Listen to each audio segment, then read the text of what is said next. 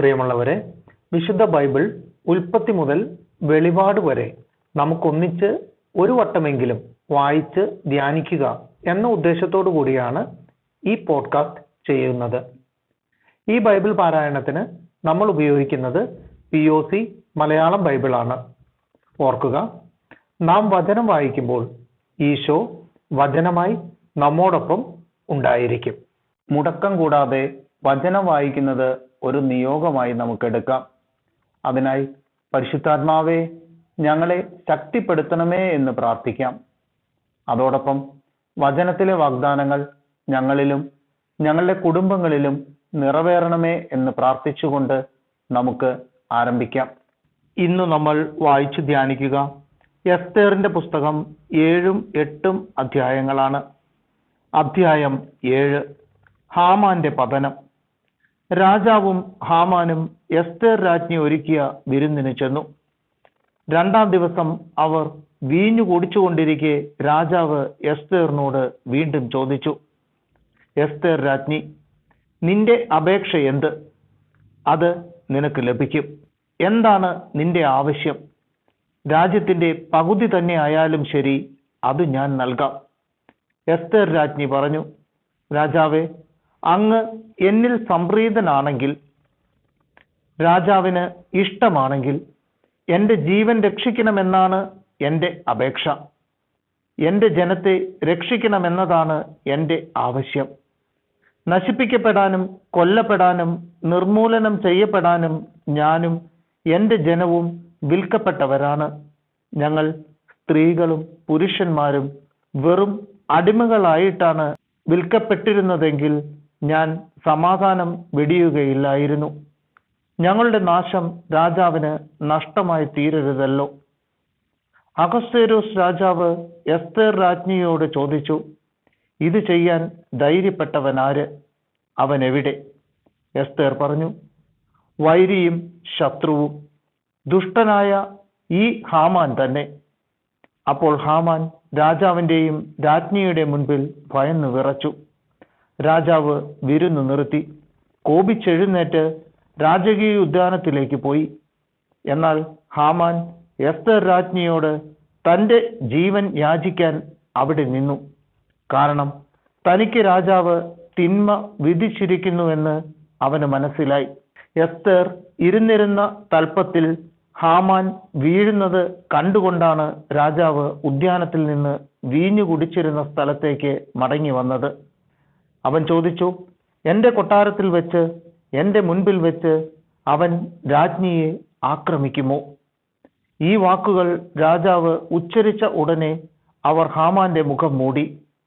രാജാവിനെ സേവിച്ചിരുന്ന ഷണ്ഡന്മാരിൽ ഒരാളായ ഹർബോണ പറഞ്ഞു, രാജാവിനെ രക്ഷിച്ച മൊർദെഖായിക്ക് വേണ്ടി ഹാമാൻ തയ്യാറാക്കിയ 50 മുഴം ഉയരമുള്ള കഴുമരം അവന്റെ വീട്ടിൽ നിൽക്കുന്നു. രാജാവ് കൽപ്പിച്ചു, അവനെ അതിൽ തന്നെ തൂക്കുക.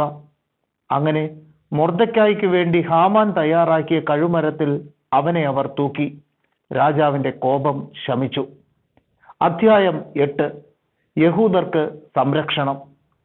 അന്ന് അഹസ്വേരോസ് രാജാവ് യഹൂദരുടെ ശത്രുവായ ഹാമാന്റെ ഭവനം എസ്തേർ രാജ്ഞിക്ക് നൽകി. മൊർദെഖായി രാജസന്നിധിയിലെത്തി. അവൻ തനിക്ക് ആരാണെന്ന് എസ്തേർ പറഞ്ഞിരുന്നു. രാജാവ് ഹാമാനിൽ നിന്നെടുത്ത തൻ്റെ മുദ്രമോതിരം മൊർദെഖായിക്ക് കൊടുത്തു. എസ്തേർ മൊർദെഖായിയെ ഹാമാന്റെ ഭവനം ഏൽപ്പിച്ചു. എസ്തേർ രാജാവിനോട് വീണ്ടും സംസാരിച്ചു. അവൾ അവന്റെ കാൽക്കൽ വീണ് യഹൂദർക്കെതിരെ അഗാഗ് വംശജനായ ഹാമാൻ നടത്തിയ ഗൂഢാലോചനയുടെ ഫലമായ വിപത്തിൽ നിന്ന് രക്ഷിക്കണമെന്ന് കണ്ണീരോടെ അപേക്ഷിച്ചു. രാജാവ് സ്വർണച്ചെങ്കോൽ അവൾക്കു നേരെ നീട്ടി. എസ്തേർ എഴുന്നേറ്റു രാജാവിന്റെ മുൻപിൽ നിന്നു. അവൾ പറഞ്ഞു, രാജാവിന് ഇഷ്ടമാണെങ്കിൽ, എന്നോട് പ്രീതിയുണ്ടെങ്കിൽ, ശരിയെന്ന് തോന്നുന്നുവെങ്കിൽ, അങ്ങേക്ക് ഞാൻ പ്രിയപ്പെട്ടവളാണെങ്കിൽ, രാജാവിന്റെ സകല പ്രവിശ്യകളിലുമുള്ള യഹൂദരെ നശിപ്പിക്കാൻ വേണ്ടി ഹമ്മേദാദായുടെ മകനും അഗാഗ് വംശജനുമായ ഹാമാൻ ഉണ്ടാക്കിയ എഴുത്തുകൾ പിൻവലിക്കുന്ന ഒരു കൽപ്പന പുറപ്പെടുവിച്ചാലും എങ്ങനെയാണ് ഞാൻ എൻ്റെ ജനത്തിൻ്റെ നാശം കണ്ടിരിക്കുക? ബന്ധുജനങ്ങളുടെ നാശം ഞാൻ എങ്ങനെ സഹിക്കും? അപ്പോൾ അഹശ്വേരോസ് രാജാവ് എസ്തേർ രാജ്ഞിയോടും യഹൂദനായ മൊർദെഖായോടും പറഞ്ഞു, ഇതാ, ഹാമാന്റെ ഭവനം ഞാൻ എസ്തേറിന് വിട്ടുകൊടുത്തിരിക്കുന്നു. യഹൂദരെ വധിക്കാൻ ഉദ്യമിച്ചതുകൊണ്ട് അവർ എന്നെ കഴിവിലേറ്റി. യഹൂദരുടെ കാര്യത്തിൽ നിങ്ങൾക്കിഷ്ടമുള്ളതുപോലെ രാജാവിന്റെ നാമത്തിൽ എഴുതുകയും രാജാവിന്റെ മോതിരം കൊണ്ട് മുദ്രവയ്ക്കുകയും ചെയ്യുക. രാജനാമത്തിൽ എഴുതപ്പെട്ട് രാജമോതിരത്താൽ മുദ്ര വയ്ക്കപ്പെടുന്ന വിളംബരം ആർക്കും ദുർബലമാക്കാനാവുകയില്ല. അക്കാലത്ത് 3-ാം മാസം സിവാൻ മാസം 23-ാം ദിവസം രാജാവിന്റെ എഴുത്തുകാരെ വിളിച്ചു വരുത്തി ഇന്ത്യ മുതൽ എത്യോപ്യ വരെയുള്ള 127 പ്രവിശ്യകളിലെ ഭരണാധിപന്മാർക്കും ദേശാധിപതികൾക്കും പ്രഭുക്കന്മാർക്കും യഹൂദരെ സംബന്ധിച്ച് മൊർദെഖായി കൽപ്പിച്ചതൊക്കെയും അനുസരിച്ച് ഒരു കൽപ്പന എഴുതി അയച്ചു. ഓരോ പ്രവിശ്യയ്ക്കും അതിൻ്റെ ലിപിയിലും ഓരോ ജനതയ്ക്കും അതിൻ്റെ ഭാഷയിലും ആണ് അത് എഴുതിയത്. ഇത് അഹശ്വേരോസ് രാജാവിന്റെ നാമത്തിൽ എഴുതി മുദ്ര വെച്ചു. രാജാവിന്റെ ലായത്തിൽ വളർന്നവയും രാജകീയ ആവശ്യങ്ങൾക്ക് ഉപയോഗിച്ചിരുന്നവയും വേഗതയേറിയവയുമായ കുതിരകളുടെ പുറത്തു കയറി ദൂതന്മാർ കത്തുകൾ കൊണ്ടുപോയി. അഹശ്വേരോസ് രാജാവിന്റെ സകല പ്രവിശ്യകളിലും 12-ാം മാസമായ ആദാർ 13-ാം ദിവസം ഓരോ നഗരത്തിലും യഹൂദർ ഒരുമിച്ച് കൂടാനും തങ്ങളെ ആക്രമിക്കുന്ന ഏതു പ്രവിശ്യയുടെയും ജനതയുടെയും ആയുധസജ്ജമായ ശക്തിയെ ചെറുക്കാനും അവരെ കുട്ടികളും സ്ത്രീകളുമടക്കം നശിപ്പിക്കാനും കൊല്ലാനും അവരുടെ വസ്തുക്കൾ കൊള്ളയടിക്കാനും പ്രസ്തുത കത്തുകൾ വഴി രാജാവ് യഹൂദർക്ക് അനുവാദം നൽകി.